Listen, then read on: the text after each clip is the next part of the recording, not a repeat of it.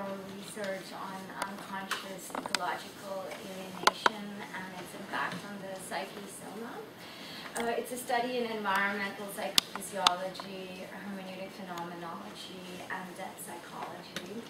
As such, it's an interdisciplinary post-Cartesian mixed method study that was undertaken in Mumbai, India. And just briefly, the background and the context. So before you go on, let me just go ahead and introduce Oh, sure. Okay. So then we'll hear from you just a second. It's been a long time coming. Can't wait to hear this. So I wanted to welcome you as the chair of the committee. I'm Craig Chalkwist, and I'd like to introduce the dissertation committee. So we have here Professor Don Johnson from CIS and Professor William Barton, who's the external reader for this dissertation. And just a quick piece about how this will go. What we'd like to do is hear from Sonera about her work. After that, we're going to have questions, and as a courtesy to the external reader, you'll be asked to present whatever questions that you have first, if any, and then we'll ask some questions. And then we'd like to open it up to everybody to ask whatever questions occurred to you as you heard this presentation. And then after that, the committee will leave the room and then meet briefly to make our decision about the work of this doctoral candidate who we've been working with for a while now. And I just wanted to say very briefly that this work brings together very significant findings in different areas that formerly haven't been on talking terms too much, academically or otherwise. So it looks at the very important issue of what Sonera calls ecological alienation and how that affects us at many different levels. Not just consciously, but also unconsciously as well. There hasn't been very much research at all done on either one of those, but especially the psychological impact of environmental trauma. So we're going to hear a bit about that as well. And so without further ado, I'd like to present Sonera. So welcome. Okay, so my study was situated in Mumbai, India, and currently India is going through a lot of historical changes which are shifting the social fabric of the country.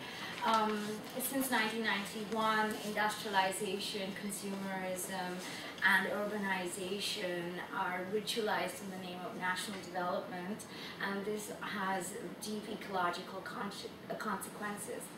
Also, from my own personal observations, I noticed that there was a growing desensitization amongst people I noticed in India, where people could picnic near garbage dumps, or they were not having emotional responses to trees being chopped down, or they could litter in the most pristine areas. And I felt that if people were disturbed by the ecological destruction around them, then there was a deep discontinuity between what they saw and what they knew, and how they experienced what they saw and what they knew. And so this led me to my research question, which was, to what extent is the individual aware of the impact of the environment, i.e. the degrading environment, has on one's psychesoma? And what I found was that often individuals have a tendency to defensively organize around being unaware or splitting off from their psychesoma when confronted with ecological destruction. And this splitting off from the psychesoma is what I have termed unconscious ecological alienation. And just to flesh that out a little bit more, what unconscious ecological alienation is basically, it's a lack of a conscious emotional response to the environment, yet this is manifested symptomatically and symbolically in one's body-mind as stress responses, precipitating a sort of repressive dissociation, which in turn causes a sort of alienation from not only the natural world and her degradation, but also from one's own body and mind. And so, in a sense, what this study is about is looking at unconscious defenses to ecological destruction and the levels of self-awareness or the lack of self-awareness regarding one's being in the world. And more specifically, it looks at the discontinuity between psychophysiological reactions and psycho-emotional appraisal of one's physiological activity in response to the environment. So I would just like to make a brief statement saying that the body-mind, or the psychesoma in the study, is considered to be an integrated unity. It's a bidirectional flow of bioelectrical processes that connect the grosser and the subtler aspects of ourselves. And the body-mind is also understood as the unconscious, because a lot of our responses to the world are precognitive, pre-reflective, and they are inherent in sort of aesthetic and affective responses to the environment, which have had deep evolutionary significance. And so the unconscious is also expanded using Theodore Roszak's concept of the ecological unconscious, which is basically the deepest part of ourselves which feels a oneness to nature, but remains dormant and unawakened in the lives of many urban dwellers in Mumbai, because I'll be fleshing that out, primarily because of a lack of contact, and also because of an onslaught of lots of aesthetic oppressions. And so basically these aesthetic and affective responses, which basically hold the kernel of our interactions with the world, are being split off and disidentified with. And so to be conscious then is not only about recalling our feelings and memories, but also paying attention to our personal responses to beauty and ugliness, as James Hillman has pointed out. And with that, hopefully one can realize how one is responding to the environment, and sort of perhaps curtail environmentally insensitive behaviors and address the onslaught of nature. So the method, as I mentioned, is a mixed method, quantitative and qualitative study, and basically it plays within the dialectics of the concealed and the revealed. And what I mean by the concealed is the pre-reflective, pre-noetic, sensate experience, and the revealed is our conscious reflection of our sensate experience. And in Bionian terms, it's an act of linking our raw sensory impressions of the world, which are what he calls beta elements, to alpha elements, which is our capacity for coherent conscious thought. And this process of linking happens in our stream of consciousness, which in itself is historical, linguistically informed, and dialectical.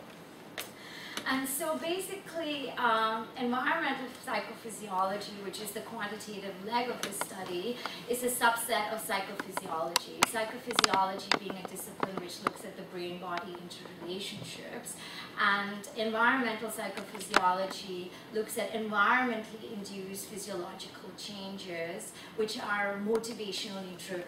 They are either appetitive or aversive, inhibitory, or exploratory, and they characterize our approach avoidance behaviors to the environment, which again are inherent in our aesthetic and affective responses. And so it's natural science inspired, it's an evidence-based inquiry, and basically it was looking at the correlations or contradictions again between felt sense and mental appraisal of one's felt sense. And so it's about what the individual does not know, on a conscious level, and it's a sort of excavation of visceral states which inform our perceptions of ourselves, others, and the environment. Or it looks at the correlations between the physiological, the psychological, in terms of how they pertain to the perception of the environment and how they're indexed by autonomic arousal.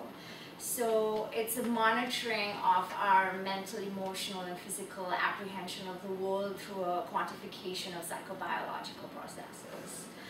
And so the location of this study was in Bombay at Balabai Nanawadi Hospital. I had a very small sample size of 36 people, 18 men and 18 female. And the measures that I took were the electrodermal response, heart rate, and electromyographic response, which measures muscle tension. All of these are vectors of the autonomic nervous system.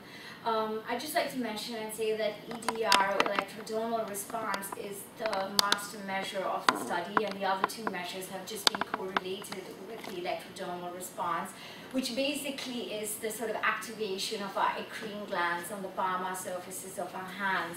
And when an organism is sort of sympathetically aroused, then there's more sweat activity.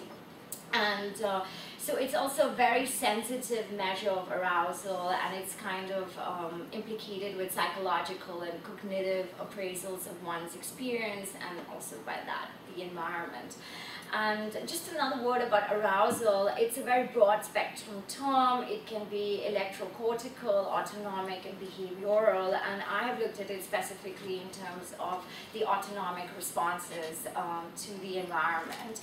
And arousal in this study can also sometimes be physiologically confounding, and because there's a concept in psychophysiology called directional fractionation, where arousal in certain physiological systems could be high and in others it could be low. So for instance, if I lost my key, my heart rate and my electrodermal response might go up, but my muscle tension might go down. And so one needs subjective sort of valence of how one is responding, because it's a very Janus-based term. So getting into the stimuli and design, my independent variable was an audiovisual footage of Mumbai. It was 30 minutes long, and basically it was documenting what people see there on a daily basis, the traffic, garbage, construction, but also things like the sunset, banyan trees, the ocean, just what people encounter in the practice of their daily lives. And I randomized these images in 3 versions, each version having 12 people involved, 12 participants watching it. And basically, just to get into the slight details of the procedure, there was after participants were hooked up, there was a 1-minute signal test to see if there were any artifacts. And the artifact limits for EMG were set at 20 microvolts, and for heart rate it was 120 beats a minute. And after this, a baseline reading of 2 minutes was taken, where participants' physiology was recorded to just see what their original physiological state was before they were exposed to the independent variable. And after that, there was a 2-minute post-baseline reading to see if their physiological reactions went back to their original baseline measures or not. After which participants were unhooked, and then they were given a questionnaire about their subjective self-ratings about their experience, and they were asked to categorize images according to whether they thought they were pleasant, unpleasant, or neutral. And then they were asked if they noticed any corresponding somatic states in relation to these images. The data analyzed, however, was only 960 seconds out of 1800. This is because there was a lot of data, and the response patterns of the participants didn't show much variability. So just for the interest of getting more specificity, 960 seconds were chosen out of 1800. And these were sort of further analyzed in 3 sequences. The nature and destruction series, which looks at physiological response patterns to nature and destruction, to compare and contrast how people are responding to the natural world and the degradation of the natural world. The mixed series, which is basically looking at nature in the process of being destroyed in real time. And then the destruction only series, which is nature that is already being degraded and destroyed. A multivariate analysis of variance was conducted by way of regression and analysis using the general linear method, and then there was a post hoc shading method. I will not be getting into too much statistical detail because of the interest of time, but I'll be happy to answer questions in my Q&A after. So just turning to the qualitative leg of the inquiry, which is hermeneutic phenomenology and psychology. And this is a first-person narrative of one's subjective experience in the world. It's about how an individual makes sense of his or her life, and it's very different from the third-person perspective, which the quantitative environmental psychological piece held. And basically, it looks about how individuals are finding meaning. The hermeneutic phenomenological endeavor is a deep intricate description of lived experience. It's about how we translate our pre-reflective experience into reflection, and it's been, for the purpose of my study, it's been structured using 4 eco-existential aspects, structures of our experience, such as the lived body-mind, lived time, lived space, and lived other. And the depth psychological piece is the sort of lens by which this data has been looked at. And so it looks at the sort of contradictions, paradoxes, inconsistencies, ruptures in what people are saying about their experience.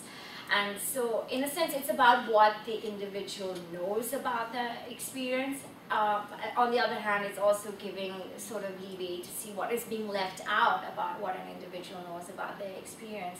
And so it explores the gap between the said and the unsaid, the implicit and the explicit.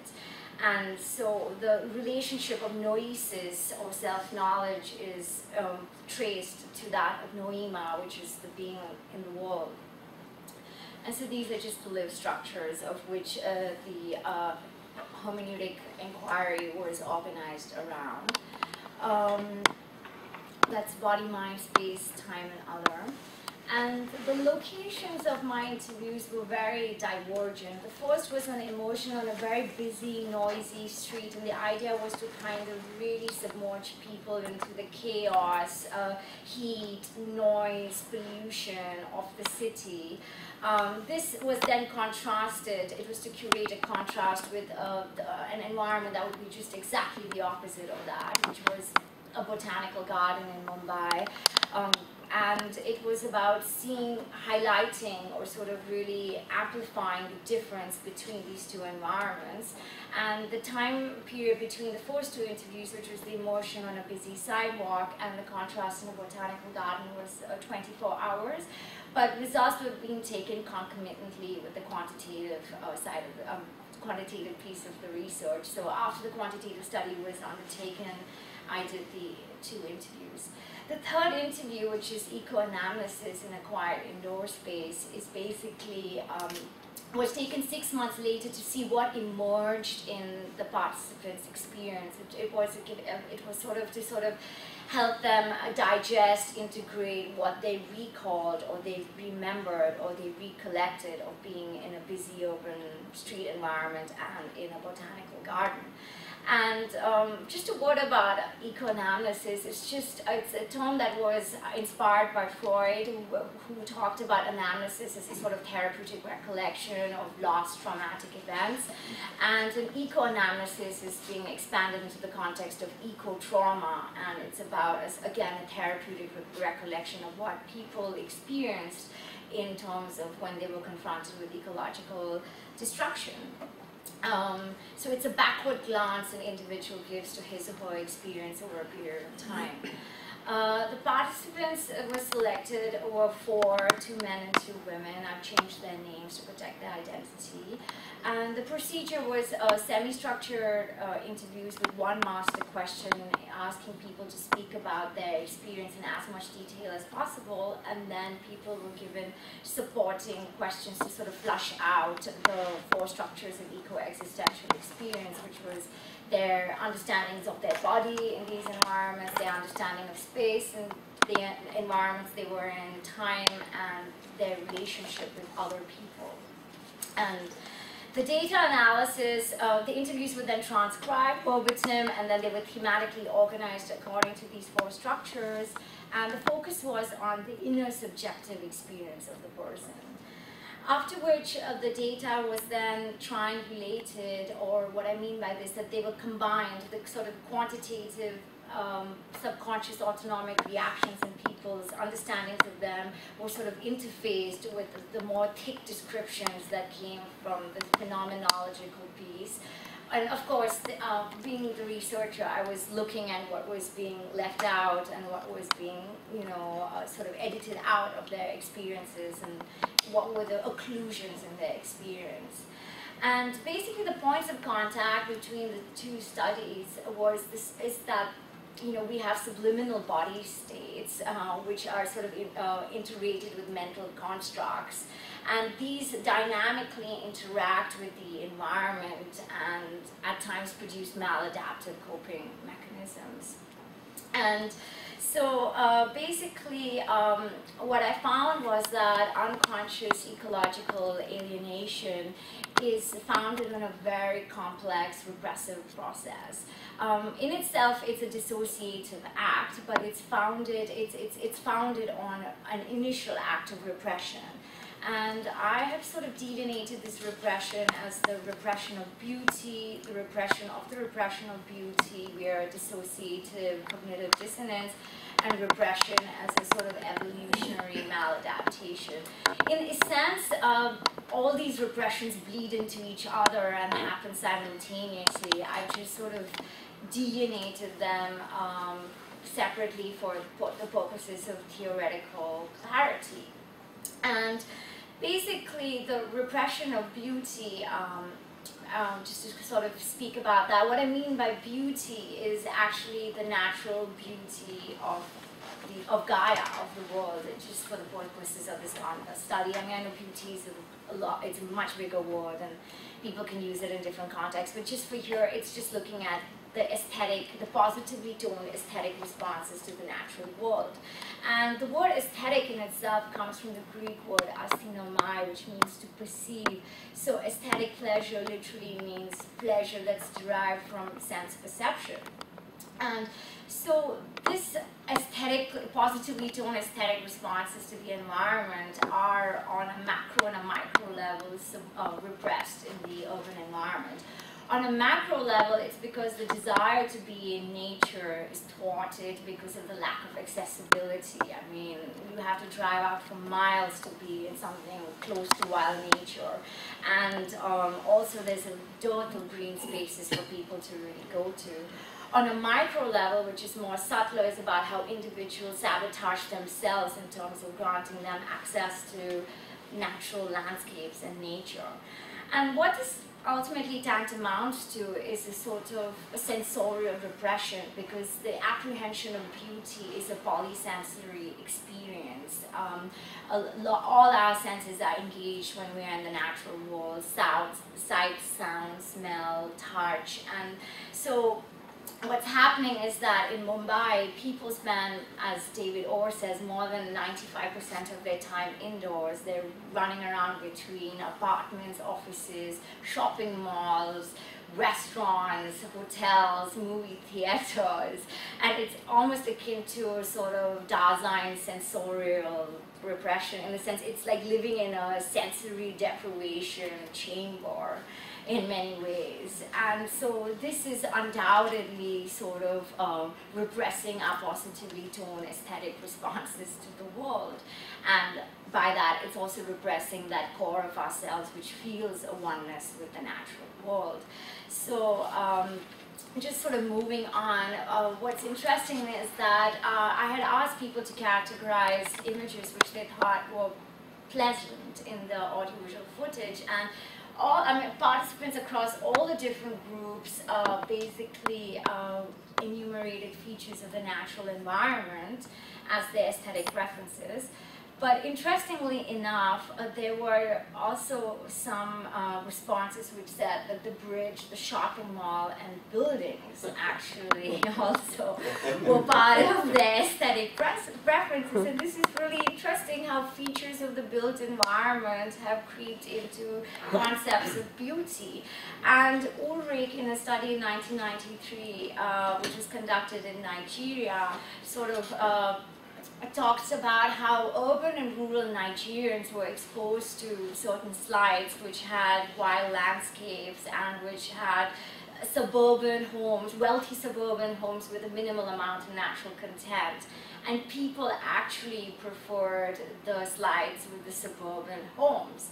So it's interesting how the neoliberal zeitgeist is sort of informing and creeping into people's social cultural values and their notions of beauty. You know? So I just thought that I'd put it out there that even though the bridge, shopping mall, and buildings could be potentially ecologically destructive, they are now part of people's aesthetic preferences.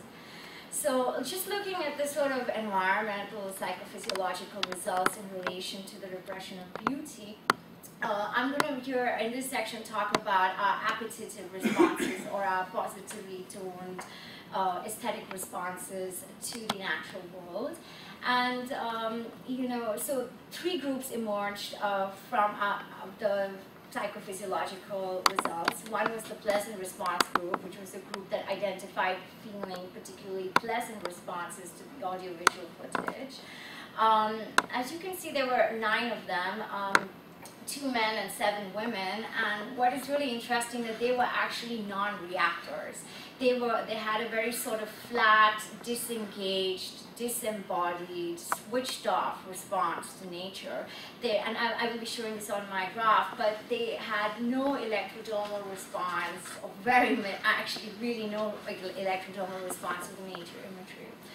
The other 2 groups were the no response group and the unpleasant response group. The no response group was the group that identified not feeling anything in their body to any of the imagery, and they were 11 people, 9 men and 4 females. But however, the electrodermal responses show that they were activated by some of the nature scenes, And similarly, the unpleasant response group, which was 16 people, and they sort of identified with predominantly feeling an unpleasant response to the footage, they also showed some arousal to the nature scenes. And I'm just going to quickly flick through some of the images from my audiovisual footage, and I'd like you all to sort of see what sort of physiological responses you all might have.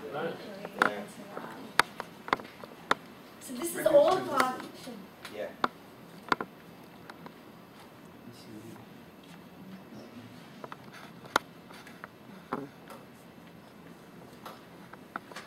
Great. So this is all the indigenous flora and fauna of Mumbai.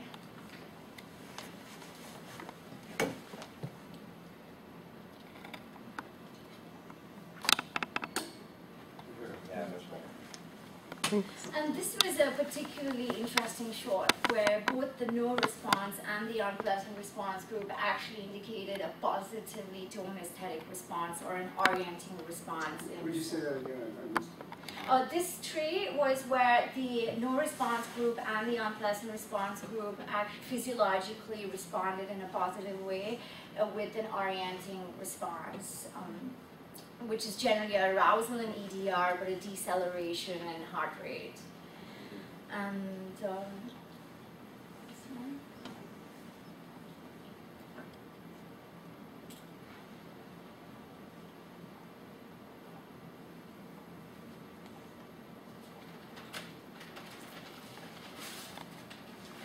So just turning to the sort of charts over here, I'm going to just briefly go through them. Basically, the first chart is the electrodermal response, this one right here. And this basically represents people's arousal in relationship to the nature and destruction series. Where is my mouse? Yeah. So the light blue line represents the pleasant response group, and as we can see, there was a flat line here for images 1 to 8, which were nature scenes. Images 9 to 16 were destruction. And similarly for the no response group and the unpleasant response group, we see that there was arousal to nature, whereas these people are just completely flat, What's interesting is that we see marginal arousal here at scene 9, which was a transitional scene, and it was actually a scene of ecological destruction. Now what is confounding over here is that because they also had a simultaneous drop in heart rate for scene 9, and that's a demonstration of an orienting response. Now we don't know if it was actually to the image or whether it was just novel stimuli because it was a transitional scene and they just seen nature scenes and then suddenly the scene became a scene of ecological destruction. So that is a moot point, but we can see that they were just marginally aroused there and then they go back. If we see the no response group, which is the red line, and the unpleasant response group with the green line, mind, they were quite activated. And then they also show orienting response with a deceleration of their heart rates for scenes 3 and 4, and comparatively less muscle tension for the nature scenes as compared to more muscle tension for the ecologically destructive scenes. And I'll be getting into the aversive response more, but just for right now, we're just looking at positively toned aesthetic responses and their physiological ramifications. And so this was just very interesting to see that these people were just really non-reacting to the natural world. And these people were kind of denying that they were reacting to the natural world. So these were pretty much unconscious responses to people. Unconscious responses to the environment. Okay, so turning to the hermeneutic, phenomenological, and depth psychological findings, the interview was conducted in this garden, the Botras garden in Mumbai. And it was very obvious that, you know, my participants preferred the natural to the urban environment, and they felt complete sense of relaxation, muscle tension. They became more aware of the embodiment, and their muscle tension diminished, their respiration became slower, they had a feeling of enchantment, and they were completely overtaken by the fractal aesthetics of the natural world. And this also sort of shifted their reactions to other people. They were much more open to others, they felt more friendly. And basically, Glenn Albrecht, this prominent eco-psychologist, has this concept called euthyera, which basically means a secular positive feeling of oneness with the earth and its living forces. And the boundaries between the self and the other are sort of obliterated. And they basically did sort of show moments of that kind of transpersonal consciousness when they were in nature. They had a profound desire to spend more time and were deeply in their present moment, inhabiting the present moment. And they were also getting a recognition of the transitory nature of time, because they were enjoying their experiences in the park so much that they felt that it was going very fast. And just in there, and related to this in terms of their eco-analysis, we noticed that participants were aware of the differences between the built and the natural environment, but they did not make any direct references to beauty. Although the non-conscious processing of the aesthetic response was indirectly acknowledged through the recollection of positively toned felt experiences in nature. And just to sort of briefly put some scopes up here, my first female participant, Veda, she said she felt more relaxed. Nidhi said that her senses were more enlightened in the natural world. My first male participant, Momar, said that he didn't have a sense of boundaries. And the last male participant, Rohit, drew a contrast between living in nature and living in the city. But so this was interesting because all the participants did remember that they had a sort of meditative, really rewarding experiences in the natural world. With the exception of Rohit, the other 3 participants didn't really shift the organization of their lives in any way to include more nature or to spend more time in the natural environment. I mean, the park was accessible for all of them, but the urgency to repeat that experience was not. And this is very interesting because, I mean, they started making excuses about why they didn't spend more time in nature. Nidhi said that she was just too busy. Omar said that the difference between the beach and the city is more in his mind. And so there was a sort of denial and intellectualization, which was sort of, you know, premised on a kind of subliminal forgetfulness, like the visceral import of the natural world has diminished. And, you know, people were not really recollecting that felt sense, you know, or it had really diminished, even though they could say, yeah, it was nicer to be in nature, but that urgency to be in nature and to feel those hedonic feelings, which is non-existent. And I just felt that this is a way in which the urban environment sort of, you know, diminishes and helps the individual in terms of splitting off their own aesthetic responses to the world by, you know, by outright violence where nature is being killed, but also creating these kinds of intellectualized defenses, you know, of spending more time in nature. And perhaps in a way, maybe it's a defense against the fact that nature is not there in the city, and because it's not there in the city, I don't need it, or it's just in my head, and so create that sense of distance from the natural high. And this has led to a concept which Michael Pyle in his book, The Thunder Tree, Lessons from an Urban Wildland, is referred to as the extinction of experience, which means the extinction of natural experience, and where the sort of sensuous, raw sensuous engagement with the natural world is lost. And with this, the awareness and appreciation of nature diminishes. And again, there's a repression of that part of ourselves which feels catheptic to the natural world is also repressed. And by this, I mean also the positively toned responses to the natural world. Nature then becomes entertainment, a place where we go on for holiday, and this kind of sets in apathy, environmentally insensitive behaviors, and then ultimately leading to the degradation of the environment. Nature loses its capacity to incite our deeper instincts, you know, because one is just not spending time with that in contact with the natural world. And so, turning to the second understanding of repression, which is premised on a dissociation and a cognitive dissonance, what I've been talking about so far is that by the repression of beauty, we are instrumenting a sort of contact disturbance between ourselves and the environment, or the individual and the environment. And by this, it leads to a sort of dissociation where there's a defensive withdrawal of the mind from the senses, or from the sensate experience. And this is happening for two reasons. One is that there's lack of nature, or lack of accessibility to nature. On the other hand, there is an onslaught of aesthetic oppressions, and you know, a lot of negatively toned aesthetic responses to the environment, because living in Mumbai is there's a huge sensory overload, and there's a sense of ugliness, as Hillman says, and ugliness causes us to repress our experience, and repression in itself is very energetically and emotionally draining. And so this dissociation is a sort of covert, a sort of withdrawal from the sensate experience and from the world. And this sort of engenders in itself a cognitive dissonance, and by which I mean people have, cognitive dissonance is that state of mind when we have two inconsistent cognitions. One would probably be about a belief or an attitude about the self, and the other is the actual behavior.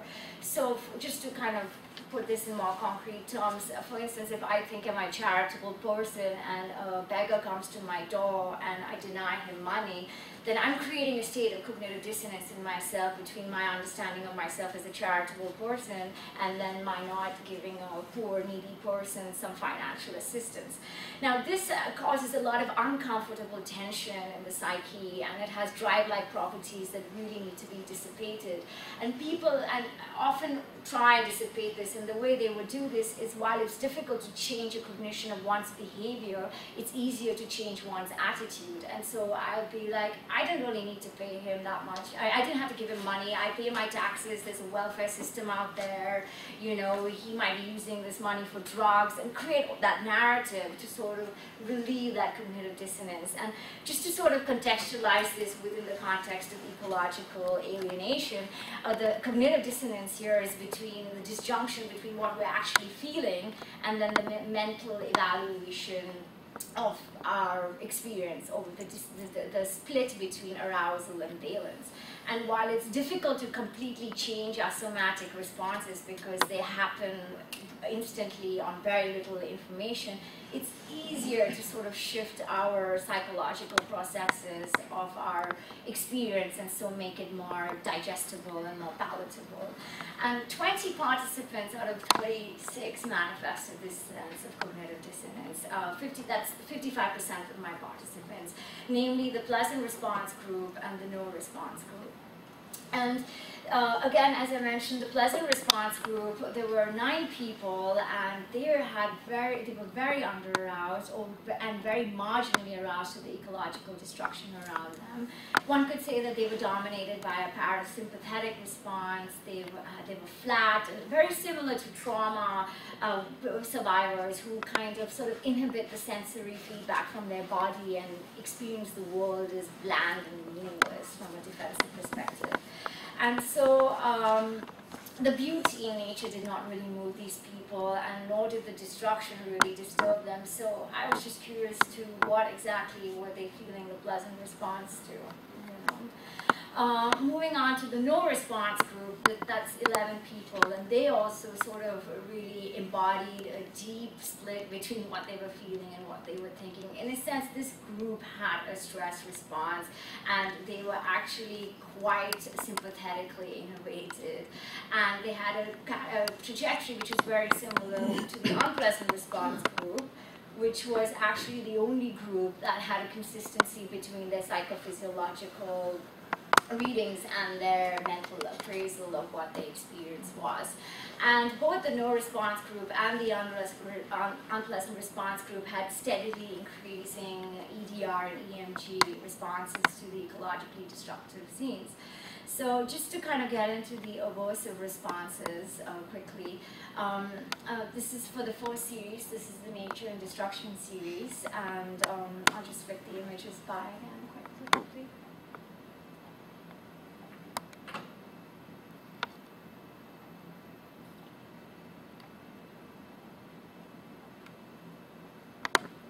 There was no auditory track, correct? Minor, but not much for these scenes. I mean, here it was just the sound of the sewer water going down.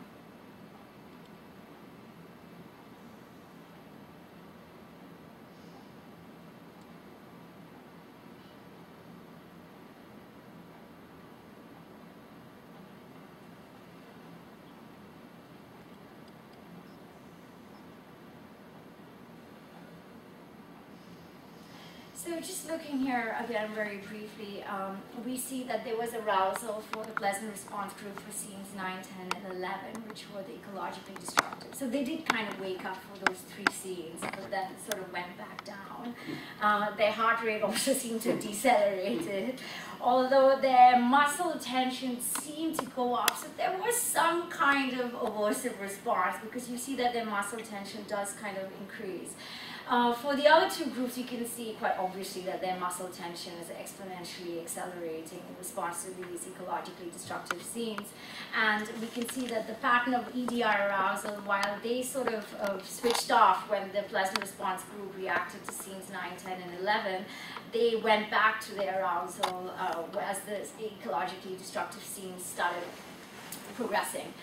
Heart rate here was the most confounding variable over here because it's quite erratic, and I wasn't really able to gauge, how they were responding in a generalized sense. But we can see some spikes and some, decelerations in heart rate to certain images, which we can sort of flesh out more in terms of how people were responding, whether they were having an orienting response, whether they're having an aversive. And again, the distinction between them is that the heart rate decelerates in an orienting response, but the EDR increases, and in an aversive response, the heart rate accelerates progressively, and also the EDR.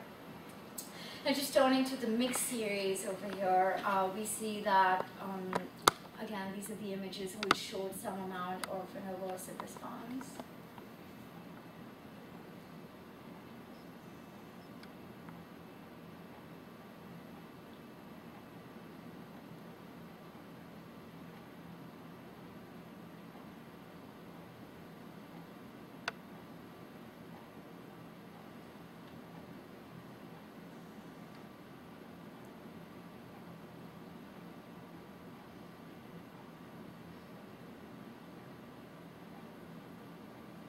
Why do you call it a mixed series?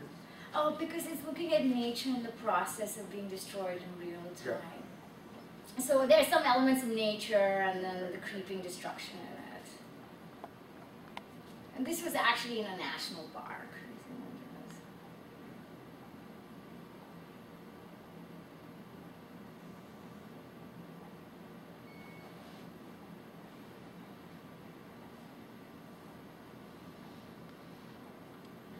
So here we see very obviously that there is acceleration in aversive arousal for almost everybody. For the no response, which is the red line, and the green line, which is for the unpleasant response group, we see that their EDR is going up, their heart rates are going up, and their EMG responses are going up. So that's pretty obvious that they're having aversive responses to nature being destroyed. The pleasant response group is again quite flat for the most part, but they again also have some level of aversive arousal to the scenes of garbage in the national park. And we see that their heart rate initially dips, but then progressively increases. And that's again indicative of an aversive response. And however, they're not responding much in their EMG. And again, this is an example of directional fractionation, as I was referring to earlier, where there could be arousal in two modalities, but maybe not in another. And so, I mean, each group had its own idiosyncratic way of responding, but this series particularly did inspire aversive responses, which were unconscious to at least two of the groups. The destruction-only series, again, I'll just flip through these images. This is when nature has already been pretty degraded and destroyed. And this is just electricity poles. This scene, particularly for the no-response group, inspired a degree of arousal, a host of arousal.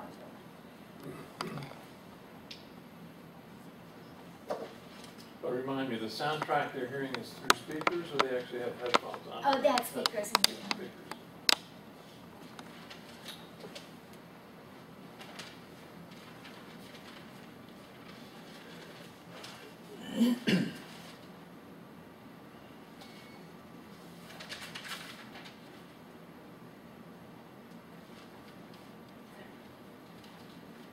The clips you put together are fantastic. They're really amazing.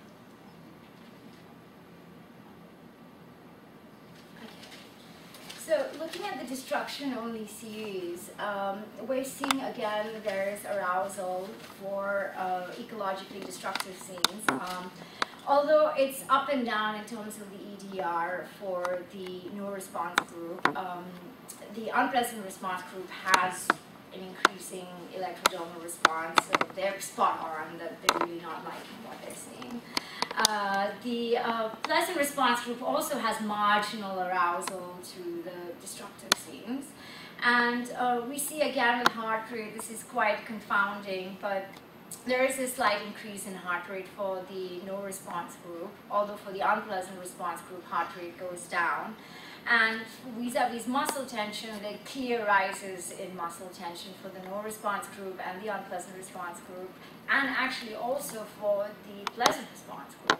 So from two of the modalities here, we can see that there is some form of aversive arousal here. Again, heart rate, I was not able to really give a conclusive picture because it's very erratic, there are lots of fluctuations, and it's all over the place.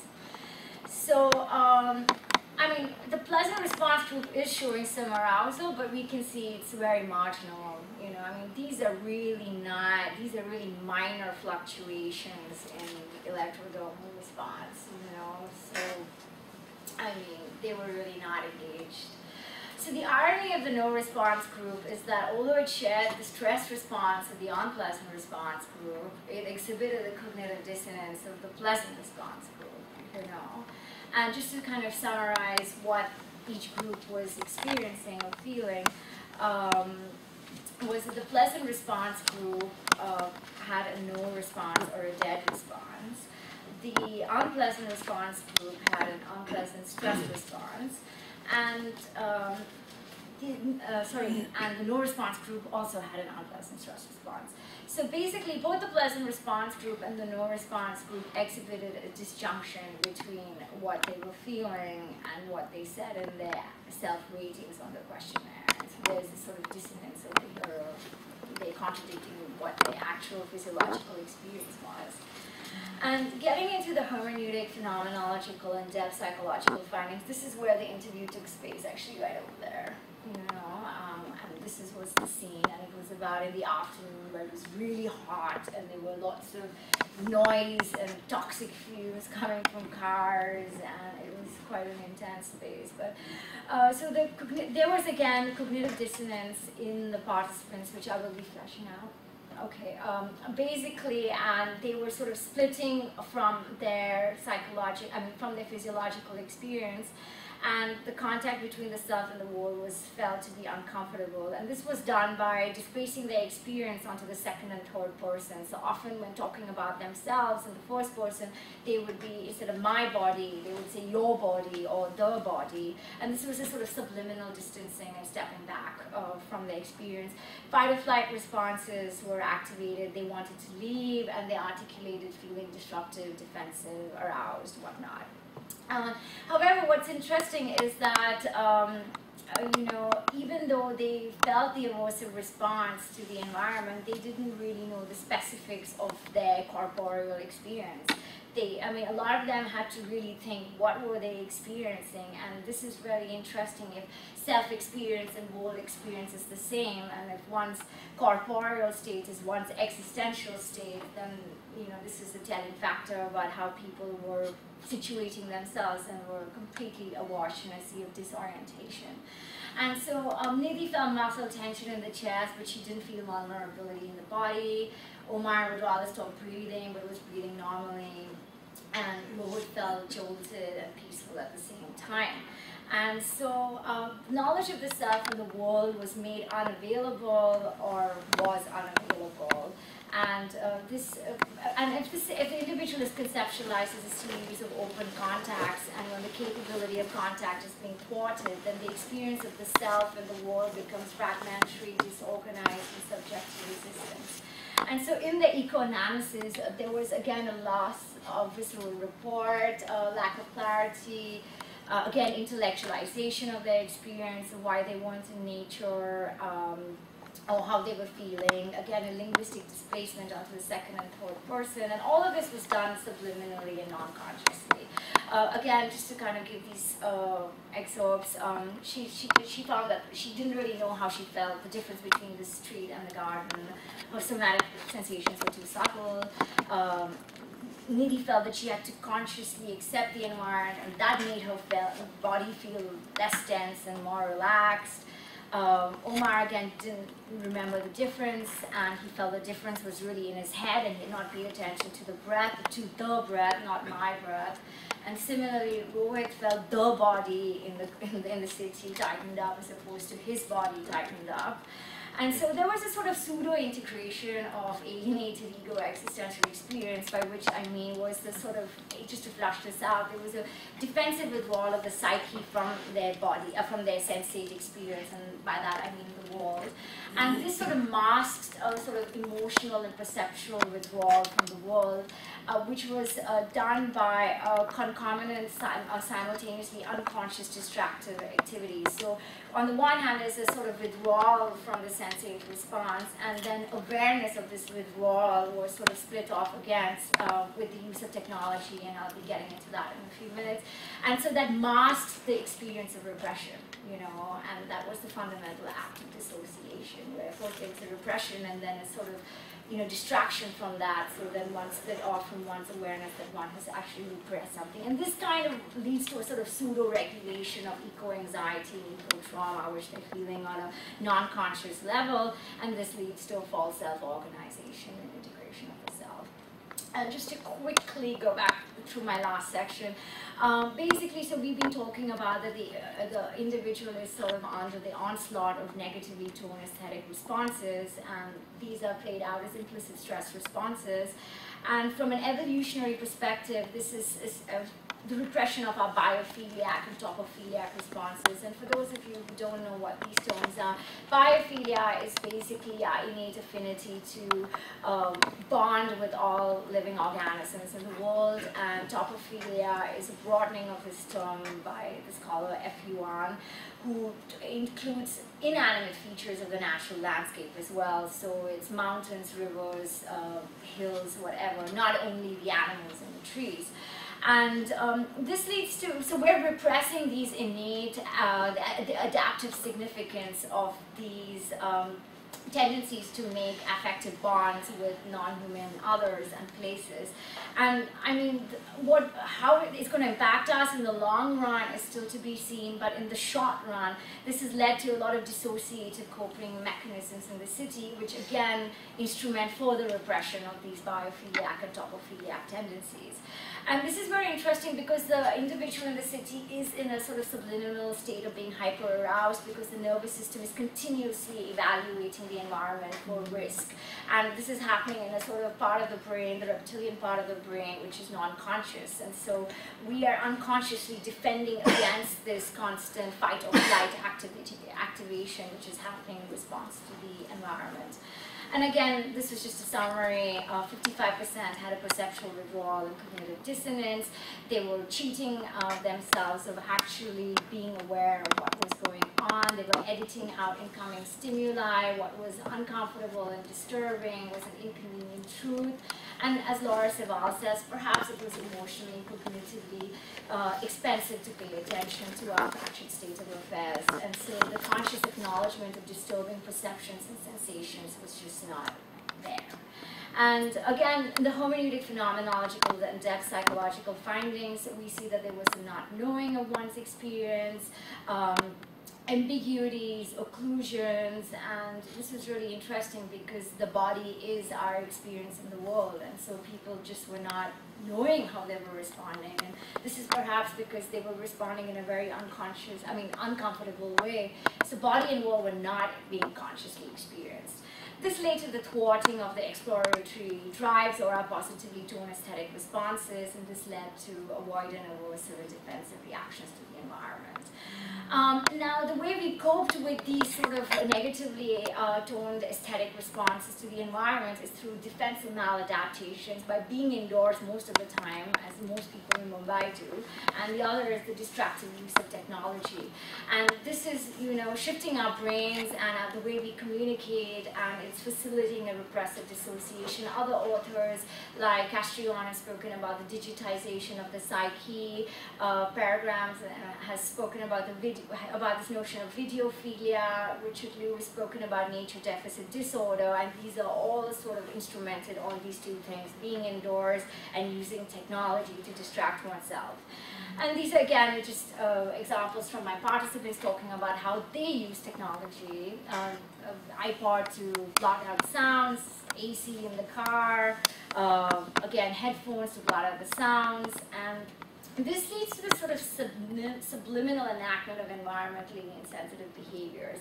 And taking from Alienation, I've just sort of elaborated them in terms of despoiling the earth, which is the unchecked use of fossil fuels, electricity, plastic, consumerism, whatnot. The fantasy of departure, which is escaping this degraded environment and going to another pristine place for a holiday. And Alienation has actually taken this on as a sort of fantasy of disincarnation, with space travel metaphorizing this process. And then lastly, taking leave of the senses, where we're sort of dulling the mind through drugs, antidepressants, sugar, food, shopping, whatnot. These are all ways of blocking out, shutting out, cutting out the pains of living in an ecologically degraded environment.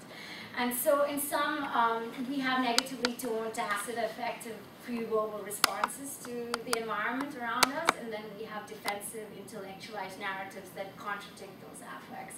And within this unfolds the drama of unconscious ecological alienation, which impacts the psychesoma. And just now, finally, just one last thing is that the limitation of my study is that I wasn't able to take physiological recordings in the actual field with ambulatory recordings. And also, I found that perhaps the audiovisual footage might have been longer, and maybe the screenshots could have been 15 seconds instead of 20 seconds. But there's no blueprint in terms of how long a scene should be exposed to a person. And from the hermeneutic side, I felt that maybe specific features of the landscape could have been fleshed out more, like particular responses to the garbage instead of just space, time, body, and other. And also they could be taken to the locations could be amplified. I could have really taken them to a sort of a really degraded industrial wasteland and then a wild forest, but because of participants' constraints in time and finances, I couldn't do that. So, yeah, namaste. Thank you so much.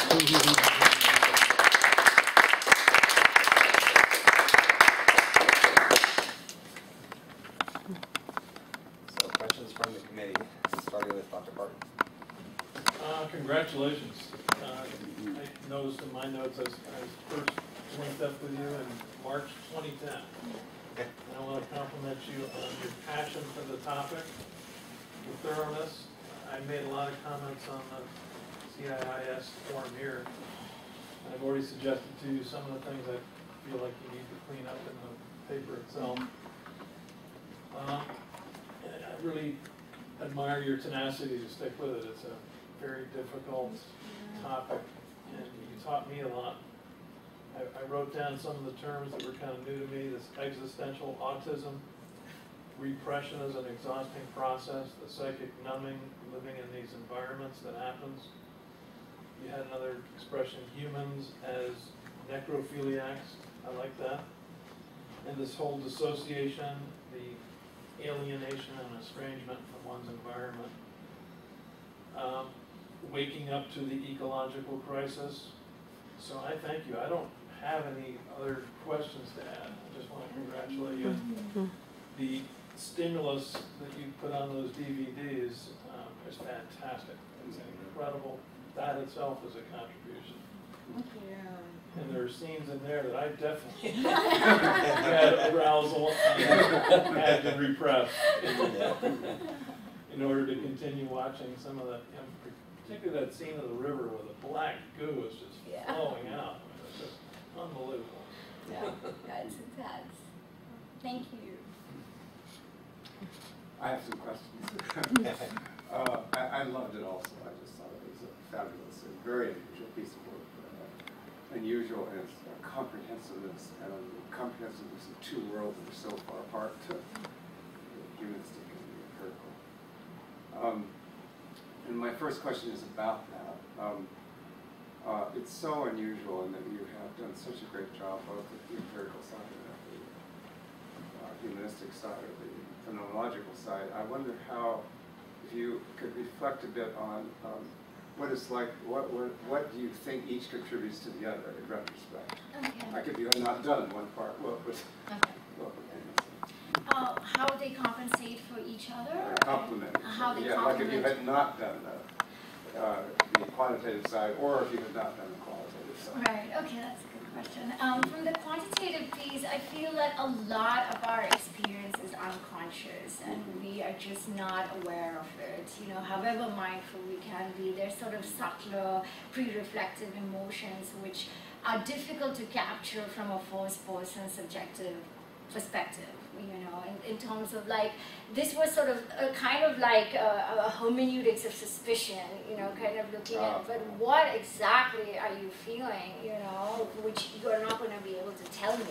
So it was kind of looking at, you know, how is the body responding, and not in terms of how people think they're responding, which is also quite valid and important, but also how is it actually responding. And I felt that that natural science rigor, you know, was quite strong in terms of like helping me sort of flesh out that sort of disjunction between, you know, what they're actually feeling and what they're thinking, and kind of gives that evidence-based, positivistic, you know, proof that this actually happened, you know, and so that I can sort of talk to the world of scientists, you know, about my study, you know, and it's not only about people's subjective assessments, you know, which I agree, I think equally important, you know.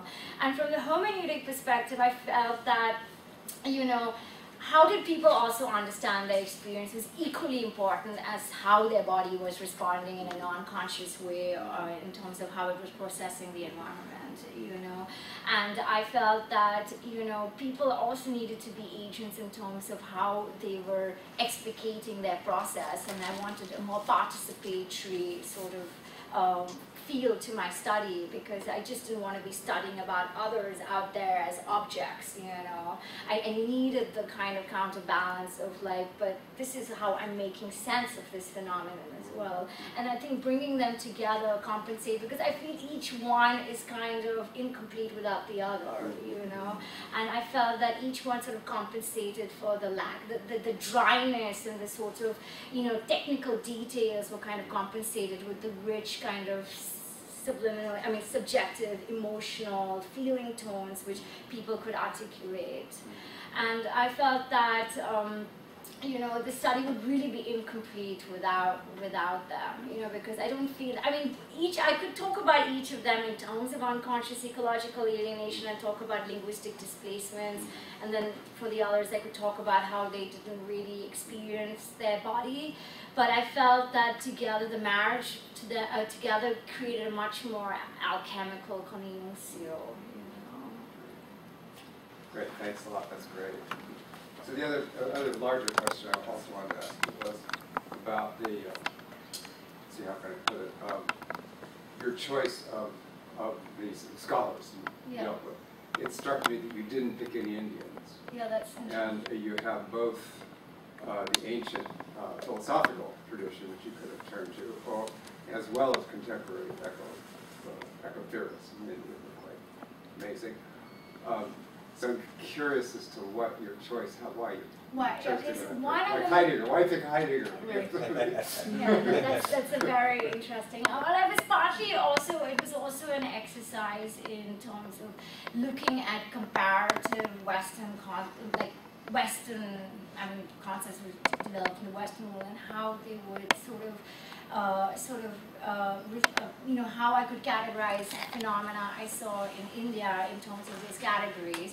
And it is an omission that I did not include Ramachandra Guha in my reading list in retrospect. And but I did include Vandana Shiva, who is one of the leading ecotherapists over there. And there were newspaper articles on which I'd included a little bit on the degradation of some forests, and also this woman Arundhati Roy, who talks in detail about how indigenous people are being disposed of their land because of the need to sort of conduct mining operations over there.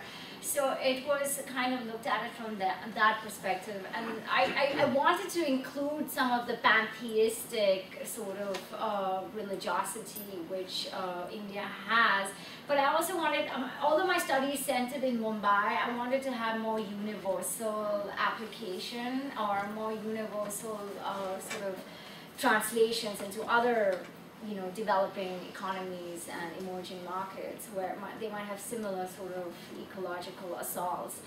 And so I didn't get that much into the anthropology per se of India. But if I had to, you know, rewrite an entire article on this, I would kind of get a little bit into the cultural ethos and how that in itself is a tragedy, you know, because we always worship the mountains and the river, and today the Ganga is one of the most polluted rivers in the world. Right. It has plutonium in it, so, I mean, yeah. That's your next project. So I want to ask you somewhat more difficult question. Sure. Maybe focusing around the whole thing of beauty.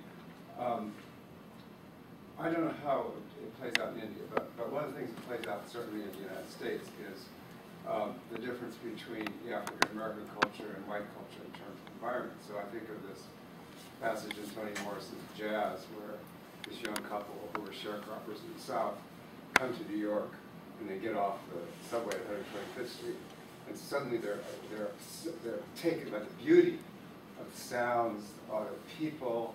And it's this kind of expansion of the freedom that they didn't have living in this fearful farming world in the South where they were always in danger.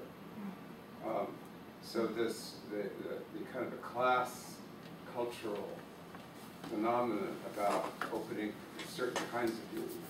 So in New York, in that African American culture, you had a beauty that was quite urban because finally they were able to create, which they were not able to do in the South.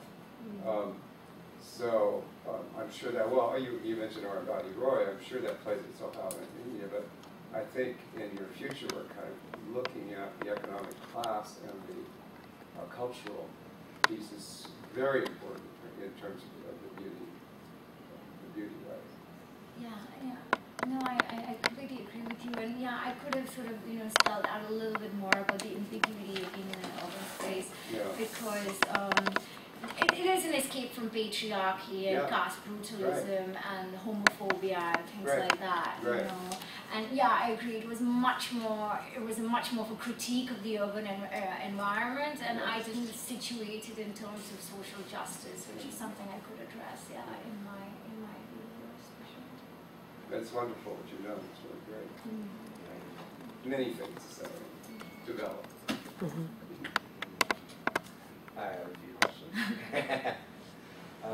Actually, my first one is, what about the study most surprised you? What about the study most surprised you? Why weren't there more people who felt alienated? Why did I even have an unpleasant response group? Because that's my whole thing. That's my fantasy and myth about the subject. And I mean, it's part of I didn't really talk much about this, but there were the experimental effects even on the quantitative piece, even though it was double-blinded. And so I think mine was a slight disappointment that I wanted to see more people embodying that dissociation than I actually saw. So 16 of them actually did not. So the numbers were, 20 was the 16, but still more did. Yeah. I can, I'm thinking of some of the frustration that eco-activists often feel with the public's lack of arousal. So I think they would find this interesting too, I'm sure. So you had talked earlier in the presentation about the splitting off of experience through repression and other defense mechanisms. And in your study, you focused specifically on the body and physiological arousal, and then the hermeneutic phenomenological dimensions of experience too. So what I wanted to ask was, where else do you suppose that experience ends up? The split off experience, yeah. I mean, it falls down into the body, but if you had to guess or kind of use your intuition based on what you've learned from your study, where else might that show up? Well, firstly, it's symbolically enacted in their transactions with the earth, like this constant consumerism and, wanting to go away on holiday or drive cars and, that whole material transaction with the earth, which kind of despoils it, is kind of done mindlessly. It's almost done to gratify yourself because you're not feeling very good inside. And I also think on a psychic level, it probably comes out in, psychosomatic level, it comes out in cancers. I think it comes out in, lack of fertility, things that we're holding in our bodies, the muscle tension, the kind of, temporomandibular sort of disorder where people are holding tension here. Because a lot of the people I noticed, I was going to take a measure of EMG right over here on the jaw, and I just edited it out because it was just going to be too much data, and we found that the frontalis was more responsive. But a lot of the people were holding a lot of tension over here, and I even asked them, are you aware that you're holding, because I could clearly see that they were holding 10 microvolts plus of tension in their jaw, and they were like, no, we're not. And I also feel in the dream world, I think this might be coming out in their dreams as well. So I think they're manifesting and enacting this out, you know, in ways which are completely unconscious to them, you know, and this is propagating more destruction. And in a way, this need to be indoors all the time, you know what I mean? I find that a lot of Indians are losing this need to be outdoors, you know, and this is a massive shift, you know, from a psychological perspective. It's like a kind of metaphorically wanting to sort of shut everything out, you know. There's been, since 1974, there's been some gradually a small stream of psychoanalytic thought about that. And more recently, over the last 10 years, but the image that I keep hearing psychoanalysts talk about is that in living inside our machinery, we're retreating to the womb because it's so intense on the outside now. So it makes a lot of sense in terms of what you're presenting.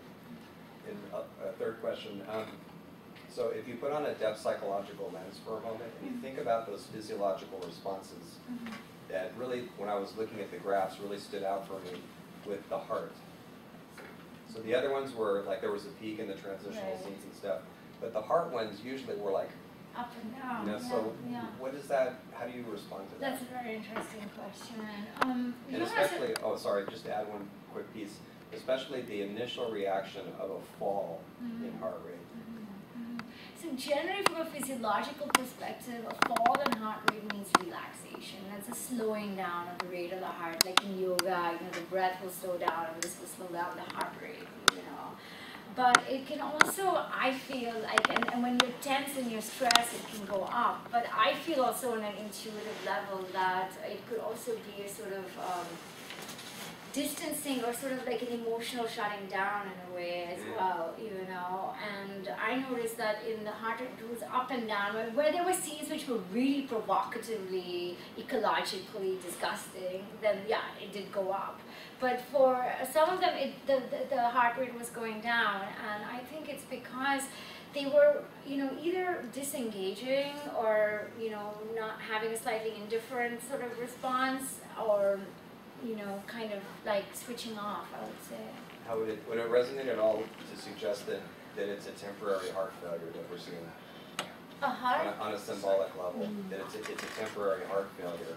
Yeah, like a disconnect from the emotional and feeling component to the world. Yeah. Thank you. Any other questions from the? Thank you so much for being here. Thank you. I really appreciate it. I have to run, so thank you. Any other questions from? Thank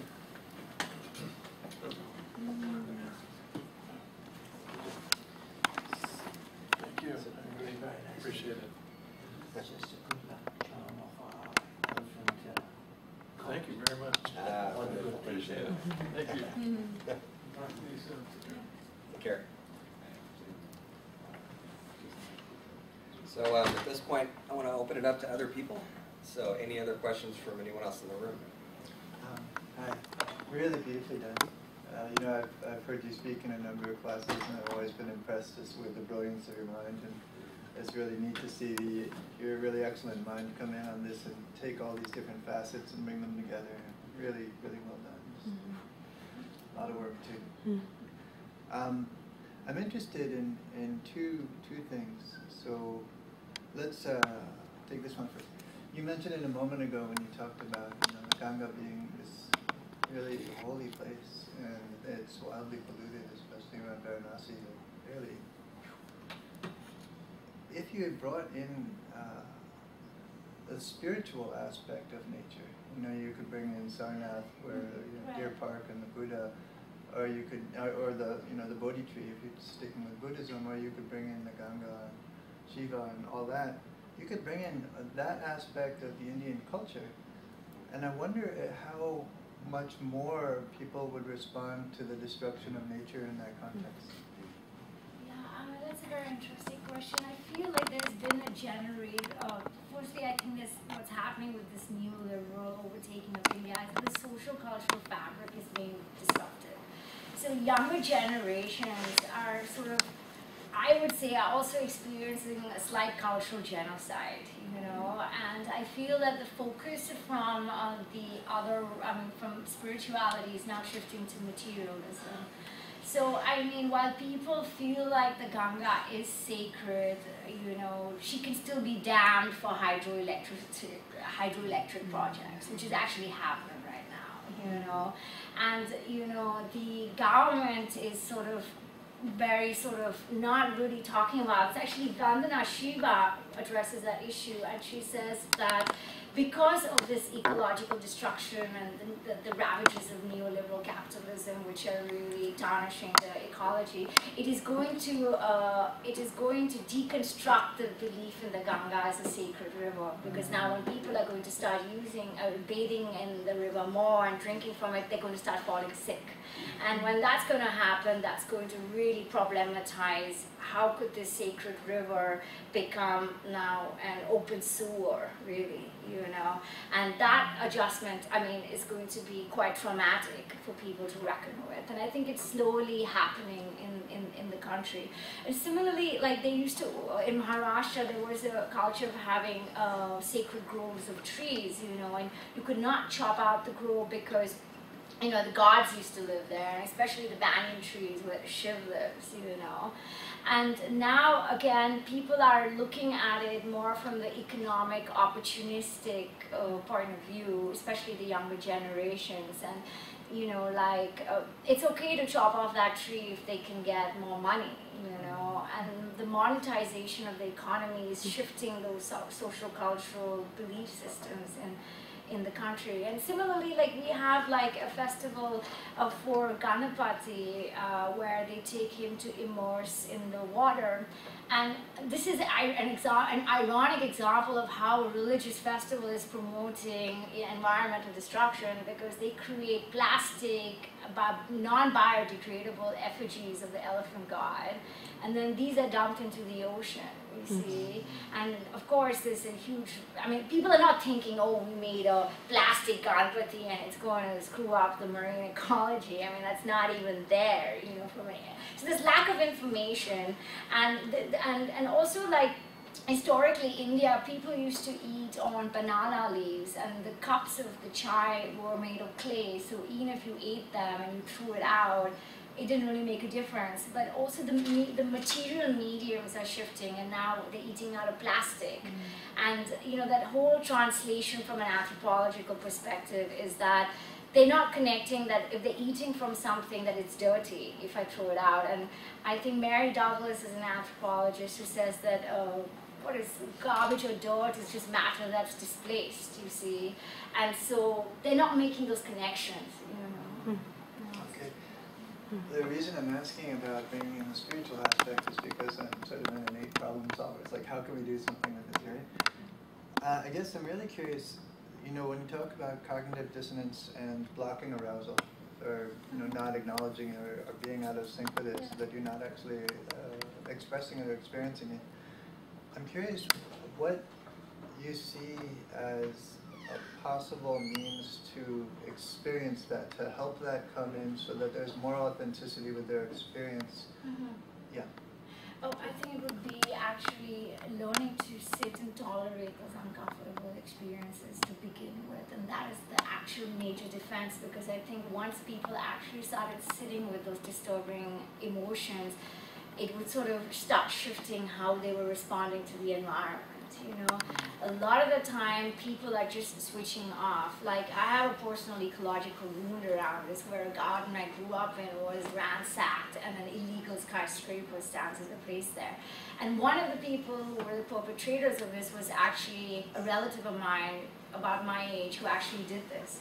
So here were two children who grew up in the same garden, and one has now decided to chop up those trees and make it into a building to get money, And what I'm seeing is that they don't, the feeling component of it is being edited out, because of the neoliberal zeitgeist. What's happening is that we're developing a spectator consciousness. We're not really in the world anymore, and we're not really in our senses anymore. So even if there was an emotional pull at the heart to see those trees being chopped down, it was sort of cognitively the dissonance was rectified, but I'm going to make a lot of money on this, so yeah. You have a lot of symptoms too that aren't necessarily connected with the So, you know, there's always like a mental justification. But when you say sit with, do you mean meditate? Or does that come into part of what you mean? Sit with, I mean, of course, be mindful of it, but also just sort of really kind of going into the sensate experience. Like, I'm sitting here and seeing the sewer here. How am I really feeling? Just on that level, just really without the religiosity of it, just looking at what is going on in me when I'm seeing this, because we are having reactions to everything that's happening around us. You know, most of it is non-conscious, but we can sort of address the somewhat conscious elements to it. And I mean, I just find that how people, you know, like Robert Lifton talks about this in terms of psychic numbing, and in his book where Nazi doctors could go and, you know, perform the most heinous war crime, medical war crimes, and then they could go home and be loving fathers and husbands. And how could this happen? You know, that they were nurturing towards their own families, but they could be so homicidal to other people. And it was this kind of psychological switch again, which people are sort of defending against, which is again irrational and really beyond their conscious. I'm afraid I've gone over my time here, but thank you. Could I just build a little bit on Yeah. Michael's question, because it seems a really important question. It seems to me that time is a big problem in India. That I think that eternity is a much more real concept in India than it is even in the Christian West. And if you think, like in Mahabharata or the Ramayana, that this is just going to go on forever, and this is just one phase of it, and sometime it'll all get taken care of. Like I think of Naipaul's memoirs about the ideology of spirituality in India militates against this realization. Yeah, yeah, right, because we're in Kali Yuga, which is like the dark period, it's Armageddon, everything is going to go, so let me just go on with the landslide and actually contribute to it, maybe, on some level, you know. But yeah, and it's a very sort of selective, again, addressing, because, I mean, we've still all, I mean, but what happened to the Ganga and the Himalayas, you know, and like most of the trails in the mountains today are just littered in plastic, you know, and this is the home of Shiva, you know, and that's what my whole thing is about, is like, why are they not connecting these 2 points over here? You know, there's this sort of gap between the dots, you know, in terms of how they're responding and what the social cultural beliefs are, you know, and just in terms of otherworldliness, like Buddhism, I mean, also has a slight, you know, sort of tendency of, you know, moving on and liberating, but I feel that Buddhist countries are not as ecologically disturbed as, I mean, of course, there is an onslaught in Sri Lanka and Thailand and all of that, but I just haven't visited these countries and been in India. I think it's much more intense in India, much more. So I was just, I have like an initial impression that you spoke about in your limitations, which was just that you couldn't take people out into the field. And obviously, I just think that the idea that you're using digital imagery to stimulate responses, the effect of sealing your experiment using digital imagery, and like, would you consider taking that into the equation, like how much they're exposed to digital, like digital realms, because it's flat digital imagery. Right. Okay, so there's a whole body of research done on affective picture systems done at the University of Florida, and this kind of rests on that research, where they've known to sort of, in climate controlled sort of lab environments which are soundproof, they are particularly, sort of people are exposed with the idea of particularly arousing certain images. And they've noticed electromyographic shifts within 400 milliseconds of seeing a stimulus, you know. So it's just a limitation of quantitative research in general, because it never really happens in the field and it's always an abstraction. But there's a lot of literature that supports that you can use digital imagery to provoke certain emotional and physiological responses. The timing of the exposure of the image is variable, because there's no blueprint, so it could get into milliseconds and it could get into, like, I don't know, maybe a whole minute. But that's just for the researcher to sort of like fine tune and hone, you know, by doing more pilots. And I initially started with my pilot study while I was learning psychophysiological recording as 5-second exposures, but people said that they just couldn't register, you know. So, and I don't have that sophisticated equipment that's going to penetrate into even more subtler electrocortical brainwave shifts. So mine was just looking at it more on a grosser physiological autonomic level. And so the responding of that necessitates a little bit more time. And also that people were exposed to these images for way longer in the practice of their everyday life. So they were just sort of small snapshots of that. Yeah, I mean the link that I was looking at is like your what you bring to the table in terms of what you call beauty, and then sensualized, like a sensualized,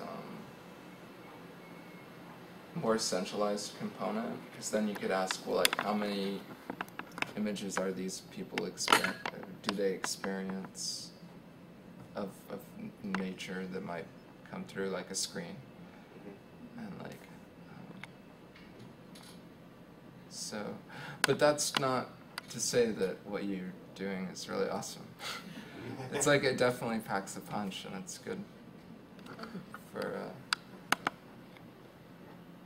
So we have time for 1 or 2 more questions. I don't have a question, but I have a comment. Great. Sonera, I'm so proud of you. You warmed my heart to see you years ago and to have kind of started academic work with you. Was such a joy, and to see you today, I'm so proud of you and the kind of work you've done, your clarity and your focus. So I appreciate and applaud you as an Indian woman, as somebody who's doing amazing work amidst the the dominant culture, amidst the pressures of that we face and that are very present and very palpable. So I think your study speaks to many of these aspects. I would appreciate. I'm curious about what your work will be in the future and where you see that coming and going to. And I would also appreciate maybe a post-colonial, and you have a lens, of course. Yeah. Just knowing you, I see that. But I'm curious how on a social justice level, what that would mean for you. What that brings up for you, you know?